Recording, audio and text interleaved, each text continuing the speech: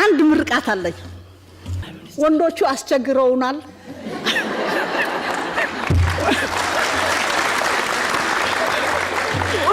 ወንዶቹ አስቸግረውናል። እኛ እናቶች ነን፣ በብዙ ቦታ ነው የምንጠቃው። አላህ ወንዶቹን ልባቸውን አላህ ይስጣቸው፣ ልቦና አላህ ይስጣቸው። ለእንትን ሶማሌ ክልል አድጓል፣ ግን ችግኝ የለም ብለው ነበረ። ያ ችግኝ የሌለበት ቡቃያ ናት፣ ሶማሌ ክልል ቡቃያ ናት። አሁን ነው የተመሰረተችው ያለችው። ስለዚህ እንተክላለን። ያን መልእክት ይዘን ትናንትና የሰራችሁትን ስራ ብልጽግና የሰራውን ስራ በጣም የሚደነቅ ነው። በዚህ ውፍረቴ በዚህ ቁመቴ ያን ሁሉ ሲዞር አልደከመኝም። ምክንያቱም በጣም ደስ እያለኝ ነው ይዞርኩት። አልደከመኝም። ማታ ብቻ የቤት ስገባ ደከመኝ እና የሚታየው ካስደሰተህ አይደክምህም፣ አይሞርህም፣ አይረበሽም እና በጣም ደስ ይላል። እናመሰግናለን። የሴቶች ተሳትፎና ባለስልጣን በጣም አነስተኛ ነው። ያንን ምን አይነት እቅድ አላችሁ? ለሴቶች እስከ ወረዳ ድረስ ከዞን እስከ ወረዳ ድረስ ከወንዶች እኩል ለመሳተፍ ምን አይነት እቅድ አላችሁ? አንድ ምርቃት አለኝ። አገራችንን ሰላም ያድርገው፣ አገራችንን ሰላም ያድርገው።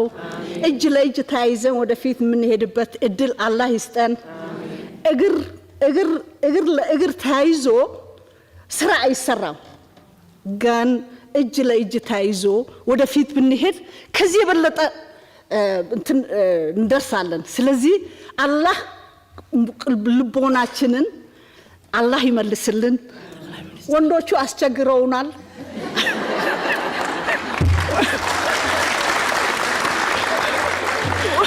ወንዶቹ አስቸግረውናል። እኛ እናቶች ነን፣ በብዙ ቦታ ነው የምንጠቃው።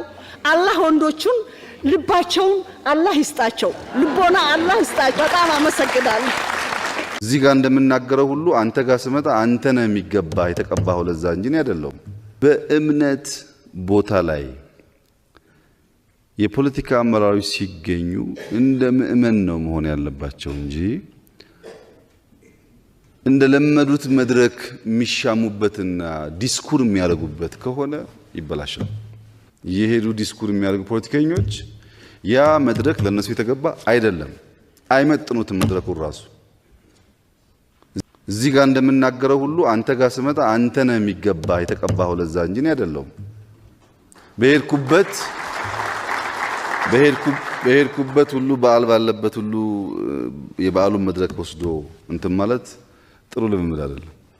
ለዛ መድረክ ክብር ከማጣት የመጣ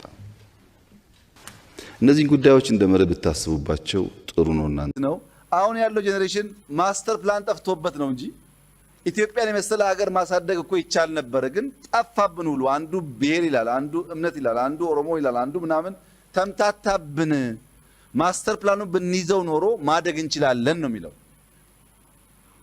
ያ ማስተር ፕላን ከአይዲዬሽን እስከ ኢምፕሊሜንቴሽን ያለው ክላሪቲ ኦፍ ቶት የሐሳብ ግልጽነትና መሰናሰል ማለት ነው።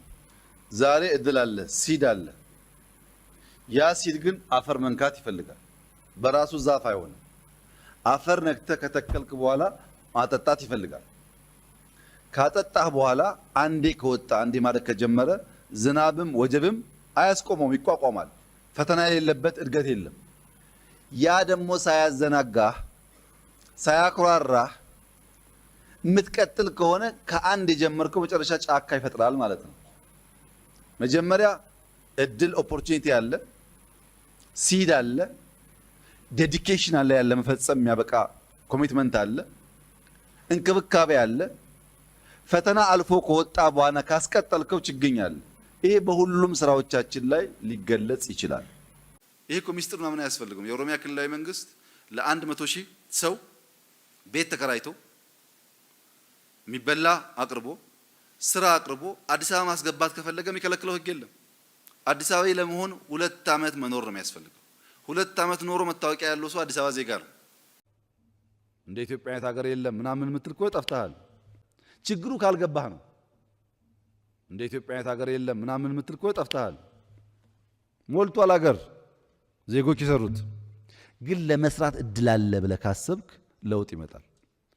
እና የፈጠራ አዕማድ ማለት መላመድ፣ ከዛ ውስጥ ደግሞ መስፈንጠር፣ ከዛ ውስጥ ደግሞ ስኬትን መውለድ ነው። ያን ካላመጣ ትቆምና አዲስ የተፈጠረው ነገር ይዞ አምልጦ ይሄዳል ማለት ነው። የወል እውነት ኢምፖርታንት ነው። በፋክትና በሪያሊቲ አንታጠር ካልን በኋላ ፈጠራ በጣም በጣም ኢምፖርታንት ነው። ፈጠራ ካልታከለበት የሚያምር የሚልቅ ነገር አንሰራም። ብልጽግናን ለማምጣት ትምህርት፣ ስራ፣ ፈጠራ ያስፈልጋሉ። ብልጽግናን ያመጣሉ። ለዚህ ውስጥ ደግሞ ጊዜ ለሁሉም ፋውንዴሽን። እዚህ ውስጥ ያለ ሰው ሁሉ እኮ ገና ይቅርታ ጠይቆ እኮ ነው ጀነት የሚወርሰው እንጂ በሰራው ነው እንዴ? ታዲያ በየቀኑ ለምንድን ነው በየሰዓቱ እኮ የምታደርጉት? እኮ ስህተት ስላለ ነው እንጂ ሚስባህ ይዞ ሰው ቀኑ ሙሉ ታዲያ ለምንድን ነው? ችግር ባይኖር ነው። እና እናንተ ጋር ያለው በሽታ የምታስተምሩትን ዲን የቀራችሁትን የምታስተምሩትን ዲን መኖር አለመቻል ነው። እኔን ለመግደል የምታደርጉትን ሙከራ ተው፣ አይጠቅማችሁም። ምክንያቱም ምንም በሻሻ ብንወለድ በብልጠት ብዙ ከእናንተ ስለማናንስ ማለት ነው። እሱን ትተን በሚያከባብር በሚያቀራርብ መንገድ ማየት ጠቃሚ ነው የሚሆነው። ግን እርስዎ በደንብ ያውቃሉ፣ ከኔ ያላነሰ ያውቃሉ። በግራ እጃችሁ ምን ይዛችሁ በቀኝ እጃችሁ ምን ይዛችሁ እንደምትታገሉ እርስዎ ያውቃሉ። እሱን አስተካክሎት። አሁን አይንን ጨፍንና ላሞኝ ሳይሆን አያስፈልገንም።